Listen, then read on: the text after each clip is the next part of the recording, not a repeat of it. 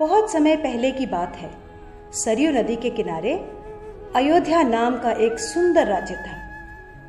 अयोध्या के राजा थे राजा दशरथ। उनकी 3 रानियां और 4 पुत्र थे, राम, लक्ष्मण, भरत और शत्रुघ्न।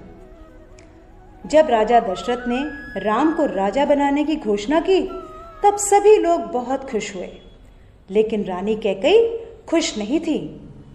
महाराज, क्या आपको याद है आपने मुझे 2 वचन दिए थे? आज उन वचनों को पूरा करने का समय आ गया है। मेरा पुत्र भरत राजा बने और राम 14 वर्ष के वनवास को जाए। राजा दशरथ की आज्ञा पाकर राम और लक्ष्मण सीता के साथ 14 वर्ष के वनवास के लिए चले गए। पंचवटी में सीता माता ने एक सुनहरे रंग के मृग को देखा। रंग सुनहरा मृग अति सुंदर, सीता मन को भाए, कोई जाए इस मृग को अति शीघ्र ले आए। सीता माता की इस बात को सुनकर श्री राम मृग की खोज में जंगल की ओर निकल गए। बहुत देर हो गई, प्रभु राम अभी तक लौटे नहीं। लक्ष्मण, लक्ष्मण,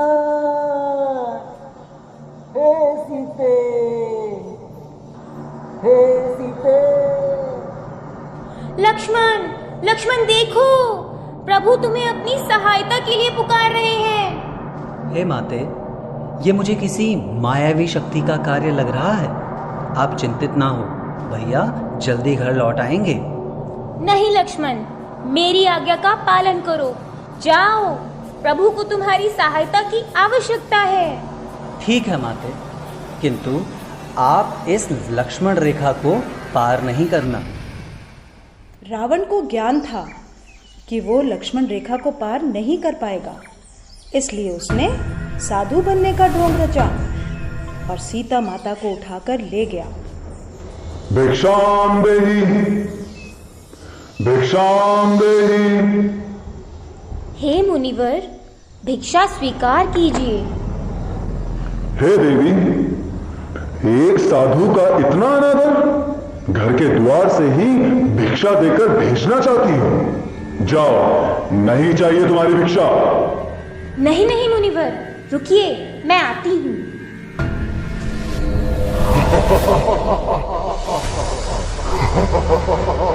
बचाओ, बचाओ, बचाओ, भैया लक्ष्मण, प्रभु राम, बचाओ, बचाओ, हे नाथ, मुझे बचाओ। यह धर्मी पापी रावण मुझे उठाकर ले जा रहा है, बचाओ। राम और लक्ष्मण सीता माता को कुटिया में ना पाकर बहुत चिंतित हुए और उनकी खोज में निकल गए। श्री राम, लक्ष्मण और हनुमान ने लंका पर चढ़ाई कर दी और राम और रावण का युद्ध हुआ, जिसमें श्री राम विजयी हुए।